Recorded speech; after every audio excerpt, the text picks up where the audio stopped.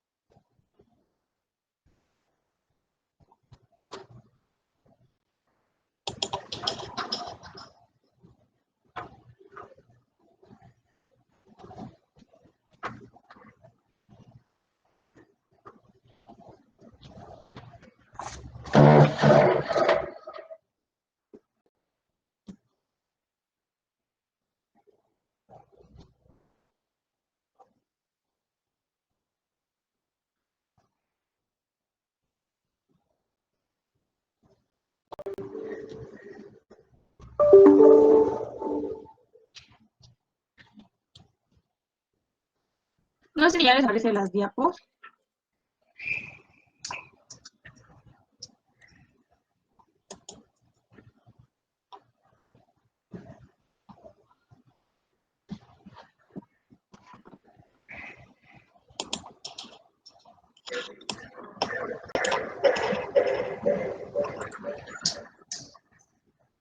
¿Ya les aparece? No, solo tus archivos, Lupita. Ay.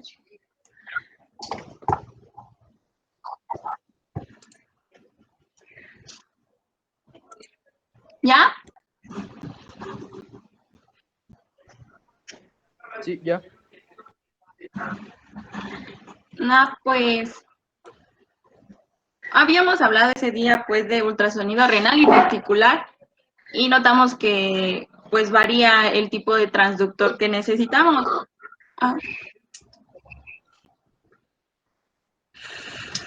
En el ultrasonido renal pues necesitamos un transductor curvilíneo o convexo. Sabemos pues ya que este examen es indolor y que pues utiliza ondas de ultrasonido para producir las imágenes.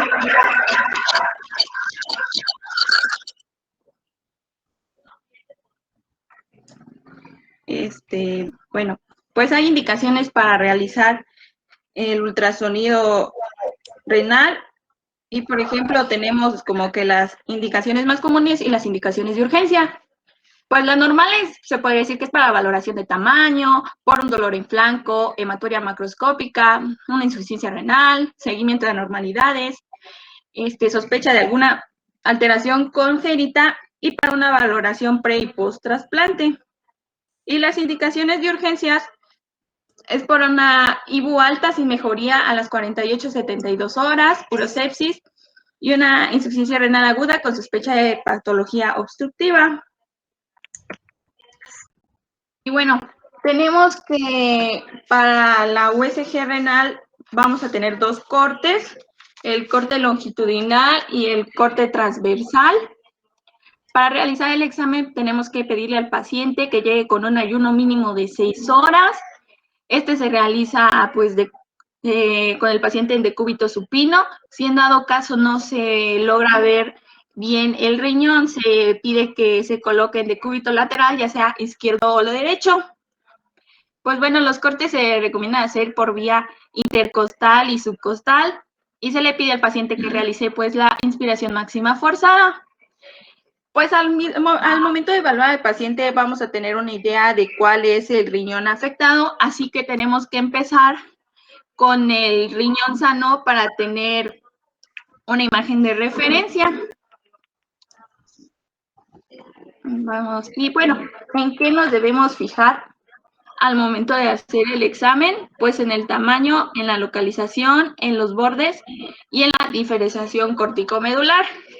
Pues ya sabemos que pues los riñones son órganos pares retroperitoneales que tienen una longitud de 10 a 12, un ancho de 5 a 6 centímetros, el espesor del parénquima es de 13 a 25 milímetros y la relación corticomedular es de 7 a 10 milímetros, pero hay las relaciones entre adultos y adultos mayores son de 1.6 a 1 y de 1.1 a 1.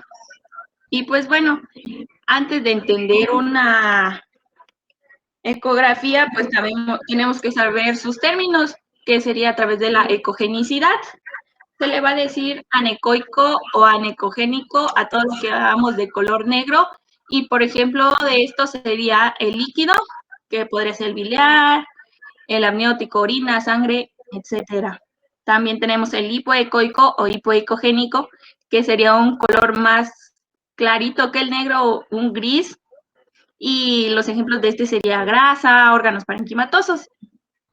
Y el hiperecoico o ecogénico, que sería el color blanco, que representa calcio, grasa o aire en cavidad. También podemos utilizar el término isoecogénico o isoecoico cuando hablamos de dos órganos con la misma ecogenicidad. Por ejemplo, acá podemos decir que la corteza renal es isoecoica al hígado, porque son casi del mismo colorcito, por decirlo así.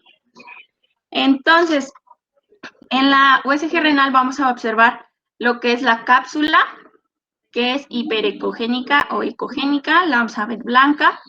Tenemos la corteza, que es homogénea, hipoecoica. Tenemos la médula, que sería donde están las pirámides, la vemos de este lado, que igual es hipoecogénica o anecoica por los líquidos.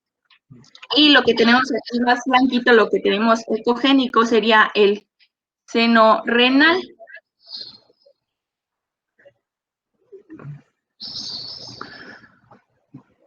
Prácticamente tienen son vísceras macizas.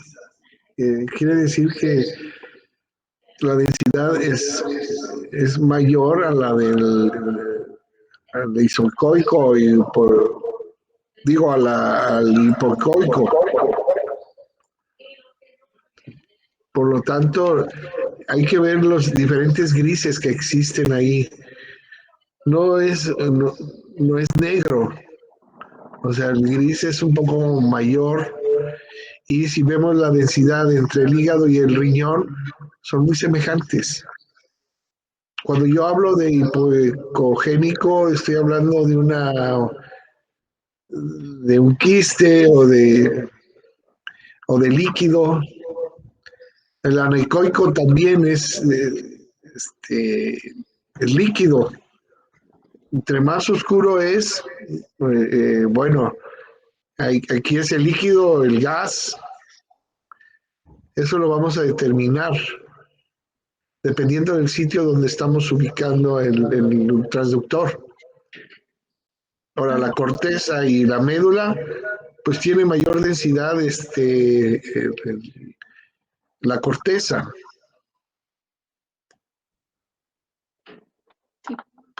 ¿Qué es la diferencia? Que tiene más vascularidad la corteza que la médula. Pero es una víscera sólida, maciza. Uh-huh.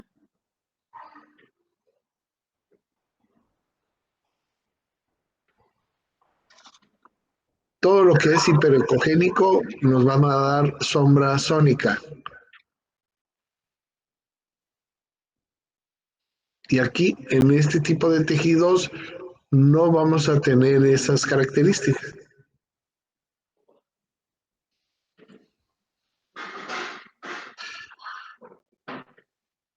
¿De acuerdo, doctora Lupita? Sí.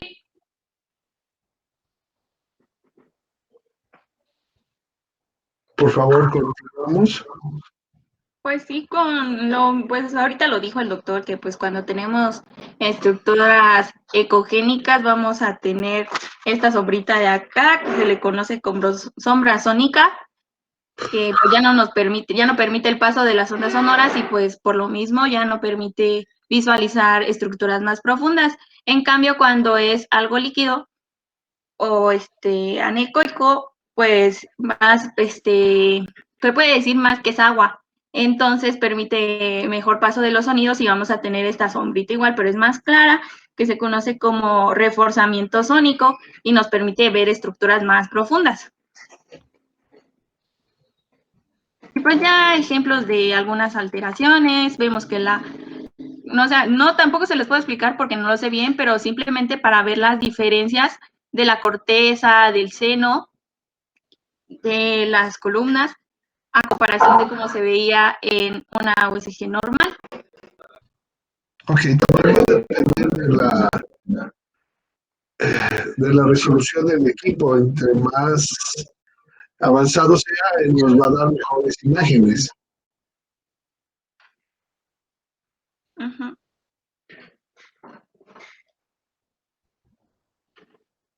¿Cuáles son sus ejemplos, doctora Lupita? ¿O alguien más puede poner?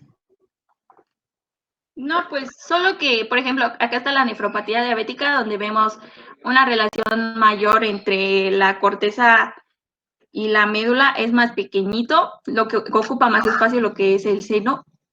Las lobulaciones fetales, que No veo las imágenes, doctora. ¿no se ve? ¿No? Ay, pues yo ya ando en esa diapo.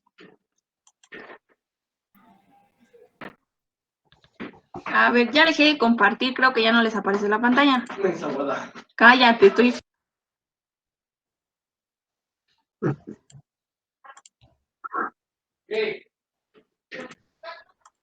¿Ya les aparece las imágenes? No, todavía no, Lupita. No. Ya ando proyectando.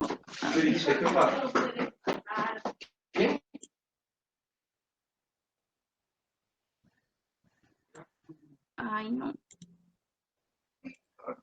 Me dicen si ya.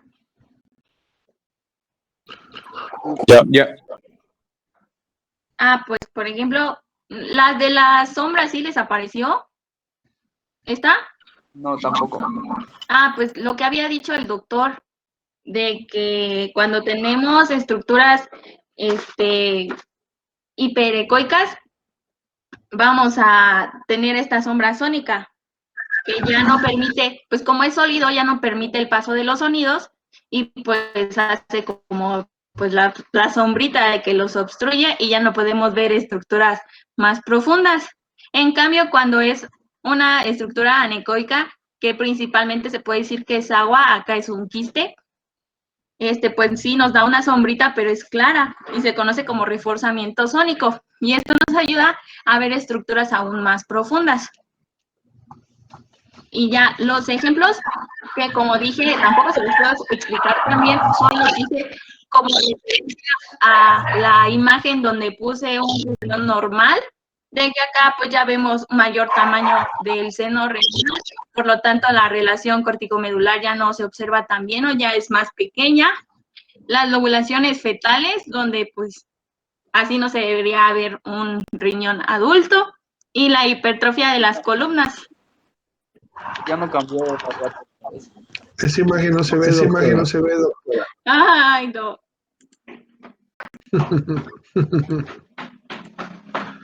Pero creo que podemos decirles que el riñón sí siempre ovulado. Tiene lobulaciones. El derecho es raro que tenga ovulación. No sé si ya les aparece. ¿Ya? Ah, pues sí, esos son los ejemplos, la nefropatía, las lobulaciones y la hipertrofia de las columnas. Sí, las condiciones de parénquima hay una diferencia entre eso y la médula. Uh-huh. El adelgazamiento de la corteza es pérdida del tejido renal. Y se ve en los diabéticos o en los nefrópatas. En ellos se altera toda esta estructura. Doctor, disculpe, no se entiende muy bien, es que tienen como que abiertas 2 sesiones de Meet. ¿Perdón? Es que como que tiene 2 abiertas sesiones de Meet y se distorsiona su voz. Es que no lo he podido corregir. Le tuve que bajar mucho al sonido. He querido desconectar, solo que me salga y vuelvo a entrar como la vez pasada.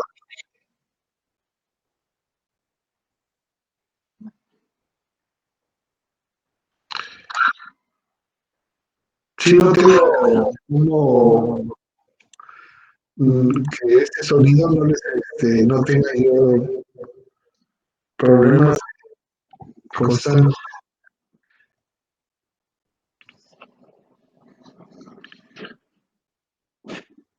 Híjole, no me quiero salir. Bueno, pero voy a hacerlo porque se oye horrible esto.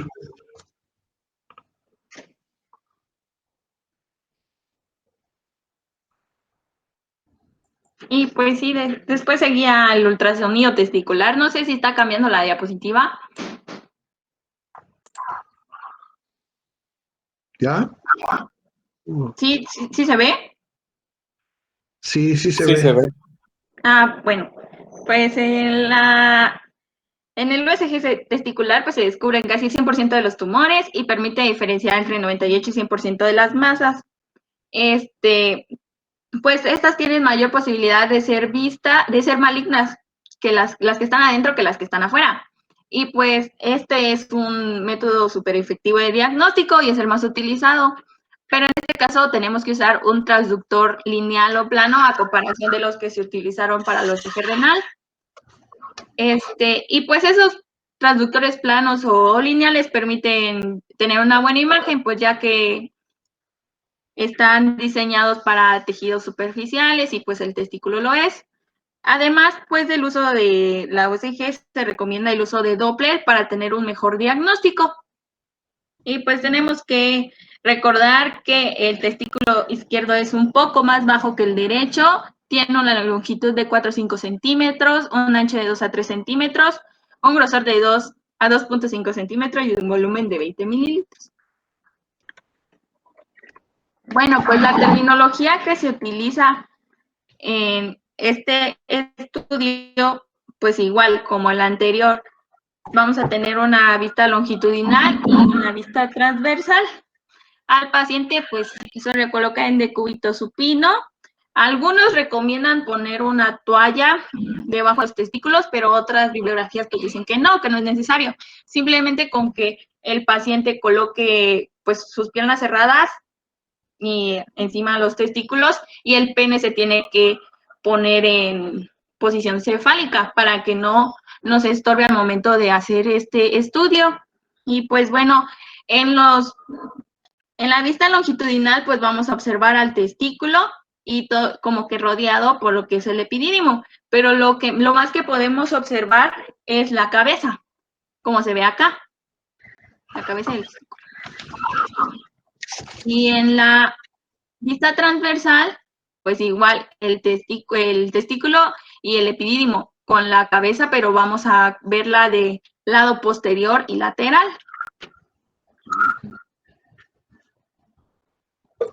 Pues tenemos acá que pues el parenquima es homogéneo e hipoecoico y casi no se logran ver las cubiertas testiculares, es muy difícil. En este caso sí se puede ver, ay, creo que sí lo puse. La túnica se ve acá, la túnica albugínea, pero es muy difícil. Aquí vemos igual los septos testiculares, la cabeza, todo esto es en un corte longitudinal y pues el testículo. A veces igual se logra ver el mediastino testicular. En un corte transversal, pues igual el cuerpo del epidídimo, que dijimos que iba a ser posterior y lateral, el mediastino, el testículo y la pared escrotal. Igual, como lo vimos en la USG renal, pues lo mismo, lo de la sombra y el reforzamiento. Pero aquí se ven calcificaciones, pero como son muy, muy, muy pequeñas, casi no se ve la sombra sónica. En cambio, acá con el quiste sí se ve el reforzamiento posterior. Y eso es todo lo que tenía acerca de la USG testicular. De acuerdo.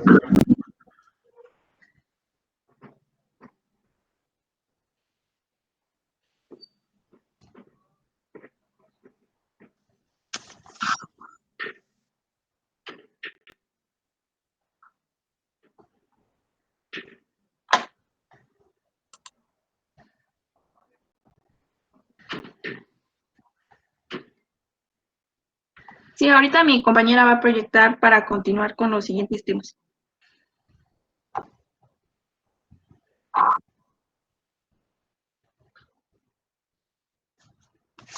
No quiero hablar mucho porque tengo voz de artista.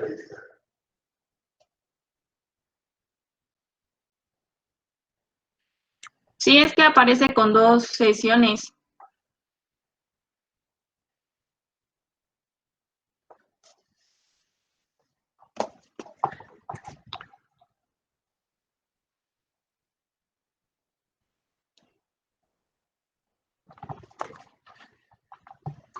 Y así fue desde un inicio, ¿eh?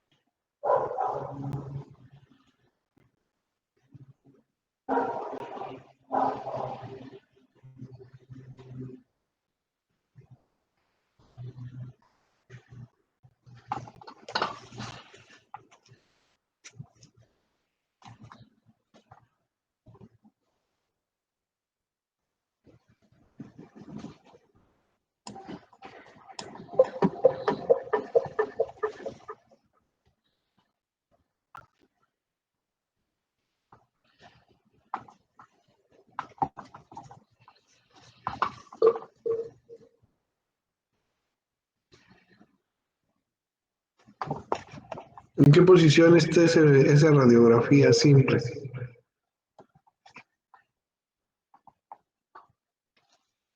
Ya me la quitaron. Sí, es que tenemos problemas para proyectar, se está trabando.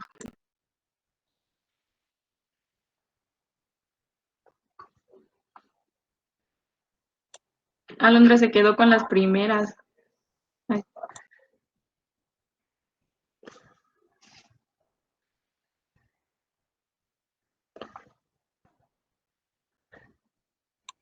Bájale más. Otra, otra. Ahí ya, esa.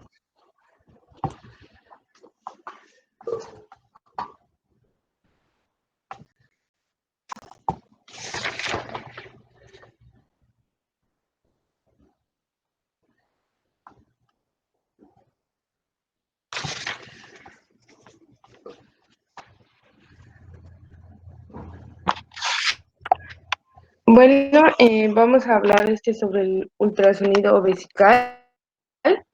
En, la ecografía o ultrasonido es uno de los estudios actualmente más útiles en la valoración de la patología urológica. Vamos a tener ventajas y desde el estudio, las ventajas es que es fácil realizable, no va a utilizar radiación ionizante ni materiales de contraste y es de bajo costo. Sus desventajas es que la relación va a ser baja de señal, puede tener una relación baja con la señal al ruido, puede tener falta de especificidad del tejido y el campo de la visión puede ser limitado. La siguiente, por favor. En el ultrasonido vesical, pues se debe apreciar una imagen de aspecto redondeado. Esta debe estar llena de orina para su visualización adecuada. La vejiga llena va a aparecer como una formación anecoica y también nos menciona que el método transabdominal suprapúbico es el que se usa con más frecuencia. Algunas indicaciones para pedirle al paciente que se realice este estudio sería, por ejemplo, que tuviera hematuria, sepsis urinaria de repetición, disuria, incontinencia o retención urinaria, alguna tumoración pélvica, traumatismo pélvico o afecciones de las vías urinarias superiores, que estas puedan tener repercusión o que tengan su origen en la vejiga. Y algunas cosas que vamos a valorar en la ecografía podría ser el volumen de la vejiga, el grosor de la pared, también se pueden detectar cálculos y incluyendo algunos tumores vesicales. Será importante también realizar cortes. Durante el estudio será importante realizar cortes longitudinales, transversales y oblicuos desde la sínfisis del pubis al ombligo, esto con el fin de llevar a cabo movimientos en diferentes direcciones para una exploración completa de las paredes de la vejiga.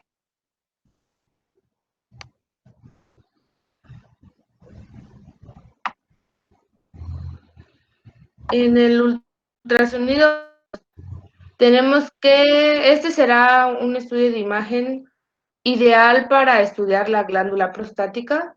Esto nos va a ofrecer información clínica importante sobre trastornos benignos y sobre trastornos malignos que se encuentran afectando a la glándula, y por mencionar algunos de estos, podría ser la hiperplasia prostática benigna, la prostatitis, la esterilidad obstructiva, cáncer de próstata, y la forma más común de valorar alguna patología prostática es a través del ultrasonido transrectal. ¿Por qué, doctora?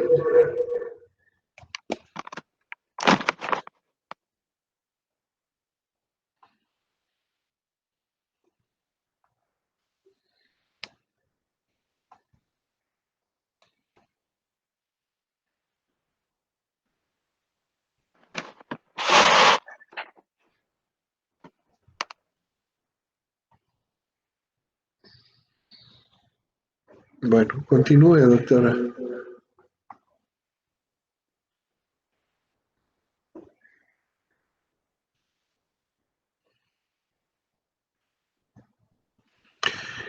Ya vamos a entrar en tomografía.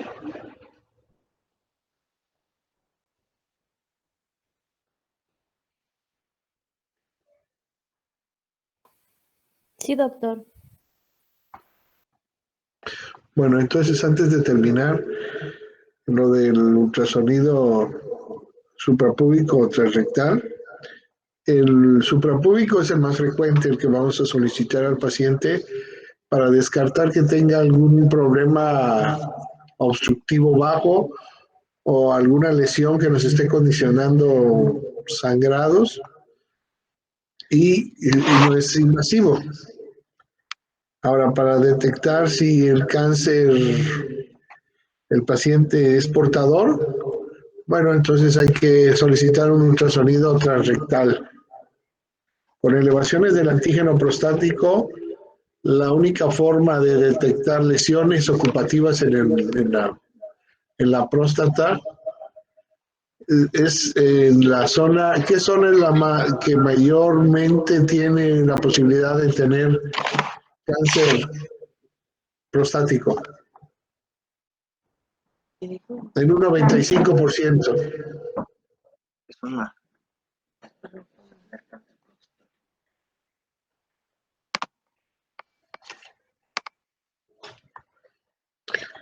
Que la llegamos a tocar cuando hacemos el tacto rectal.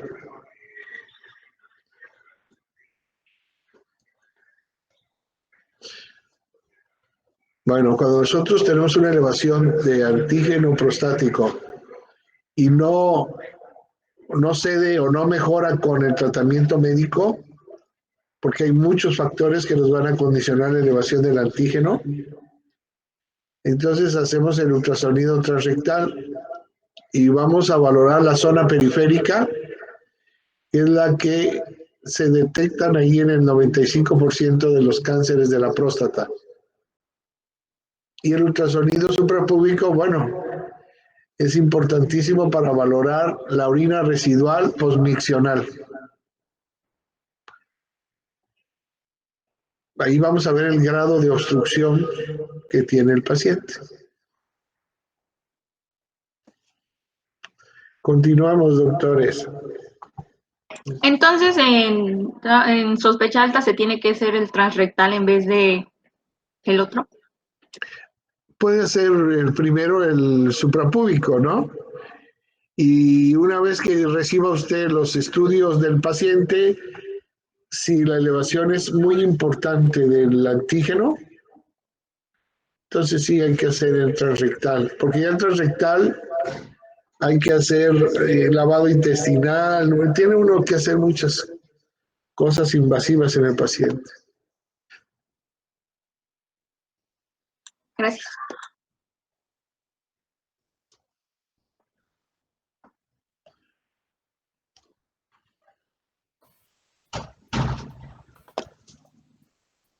Bueno, ¿me escuchan? Supongo que sí. Vamos a empezar con urotomografía. Una urografía tomográfica computarizada, también conocida como UROTAC. Este será un examen por imagen para examinar las vías urinarias, incluidos los riñones, la vejiga y los conductos que transportan la orina desde los riñones hasta la vejiga, que son los uréteres, que reciben ese nombre. La UROTAC va a utilizar rayos X para generar varias imágenes de una sección del área del cuerpo que se estudia, acá incluidos los huesos, los tejidos blandos y los vasos sanguíneos. Estas imágenes se envían a una computadora y se reconstruyen rápidamente en imágenes bidimensionales detalladas.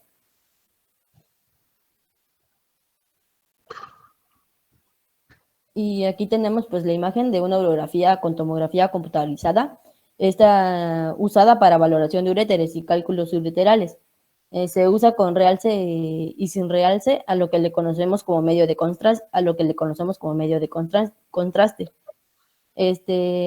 Acá debemos de tener en cuenta de cuando se usa el realce de los cálculos, pueden ocultarse, ya que ambos se encuentran hiperdensos en un ATAC. También es utilizada en la investigación de causas de hematuria. Bueno, tendremos algunas indicaciones para la realización de una urotomografía. La primera, bueno, de las que venían, primera sería la hematuria. Acá la bibliografía pues, nos decía que especialmente en pacientes con muy riesgo de tumoración maligna,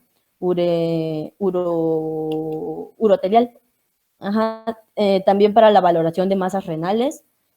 Otras indicaciones que vamos a encontrar serán para la evaluación de una uropatía obstructiva, incluyendo hidronefrosis e hidrouréter, con una etiología que tenga una etiología incierta. También sería indicado en casos de un traumatismo de tracto urinario o iatrogénico, o también no iatrogénico.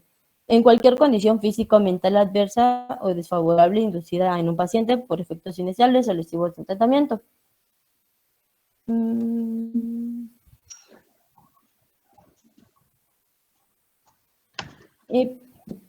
También va a estar indicado para la evaluación de complicaciones de infecciones, para estudios de litiasis, para la valoración de la integridad del tracto urinario, ya sea valoración vascular, por protocolo de donante renal, valoración de anomalías congénitas, o también para una valoración postquirúrgica.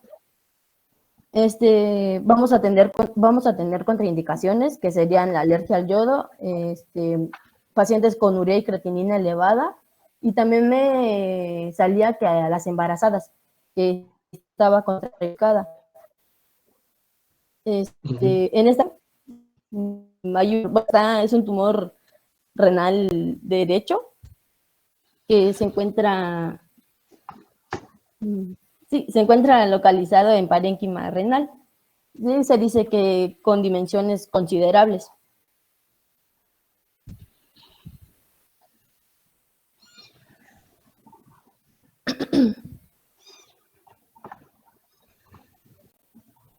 Bueno, vamos a tener la preparación y la descripción. Bueno, se dice que durante una urografía por TAC, se va a inyectar una sustancia que es, que es la solución de contraste de yodo. Esta será intravenosa, ya sea bueno, en la vena de una mano o del antebrazo. El medio de contraste fluye en los riñones y los uréteres y la vejiga. Esto va a delinear el contorno de cada una de las estructuras. Se toman imágenes radiográficas. Bueno, se van a tomar imágenes radiográficas en momentos específicos durante el examen para que el médico pueda ver con claridad las vías urinarias y evaluar si están funcionando correctamente o buscar alguna anomalía. Sí, esta es una imagen, el estudio normal de la tomografía abdominal contrastada. Ahí vemos los dos riñones, la arteria, la vena, la aorta, la vesícula biliar, el hígado. Sí, Ajá, se dice que es una tomografía normal en la que se... No, nada, de que sí, que es una tomografía normal en la que se aprecian ambos riñones adecuadamente, se distingue la corteza de la médula en forma franca. Sí. Y bueno, acá tenemos una tabla con las distintas densidades que encontraremos a las estructuras. Con menor densidad tendremos lo que es como el agua, la grasa, el aire, a lo que denominaremos hipodensas. Luego vamos a tener las que tienen mayor densidad, como la sangre, el hueso, los metales. Y estas serán las hiperdensas.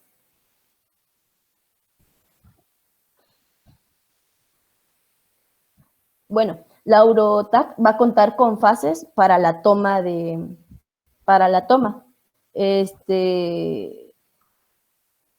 Bueno, la primera sería la simple, que es una fase sin contraste. Esta se va a realizar inicialmente, la cual nos va a servir para evaluar la presencia de litiasis, establecer una base para la evaluación de cualquier lesión detectada posteriormente. En esta fase simple nos enfocaremos en 3 regiones, que serán los polos superiores de ambos riñones, ilios renales, polos inferiores, el trayecto ureteral,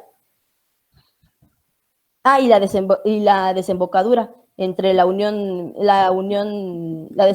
desembocadura de la unión vesicoureteral. Como habíamos dicho, en esta fase es en donde es factible la demostración de imágenes hiperdensas litiásicas, donde vamos a poder detectar los litos.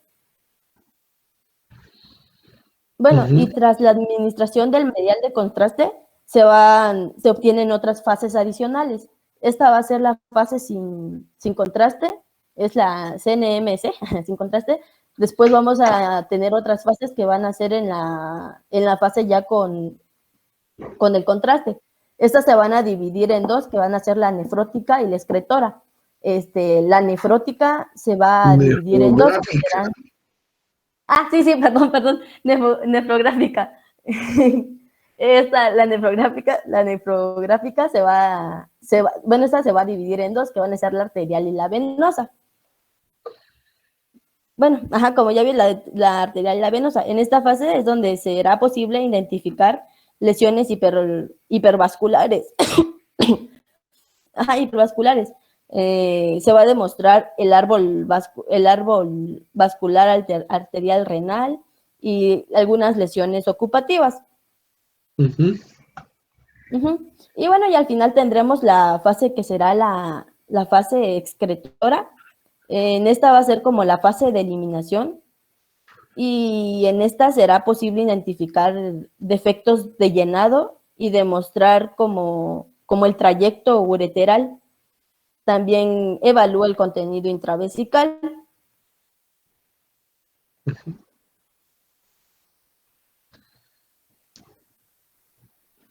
Quisiéramos que nos hicieran los estudios así como usted dice. Primero una placa simple También, bueno, y después las contrastadas. Aquí nos hacen ¿no? doble estudio, el simple y el contrastado.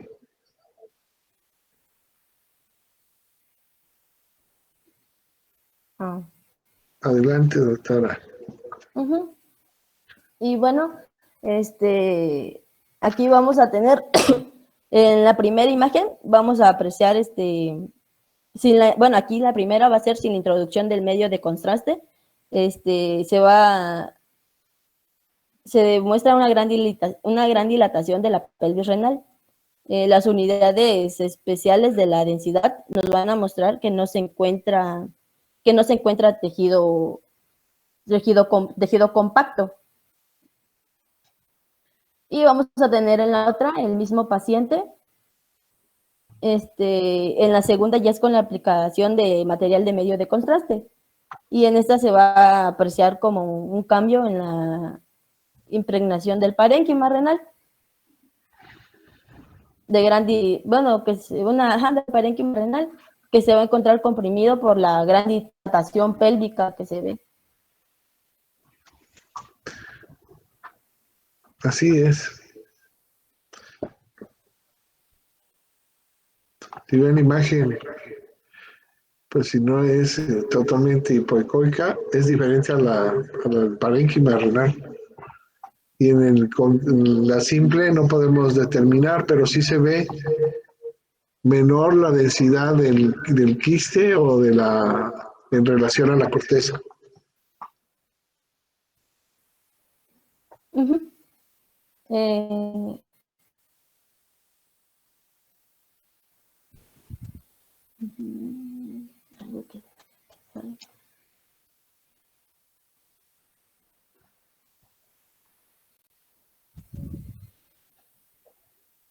Y pues creo que sería todo. Bueno. Pues sí, ya sería todo. Bueno.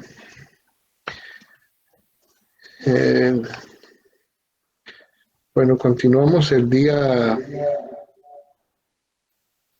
martes. Terminamos el tema de resonancia. No se olviden que el próximo lunes es el examen.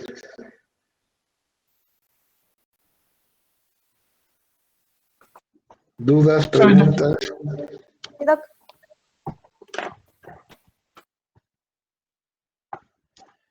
No. ¿No? Bueno. Cuídense mucho, nos vemos el martes. Ok, doctor, gracias. A ustedes. Gracias, doctor. Buen día. Gracias, doctor.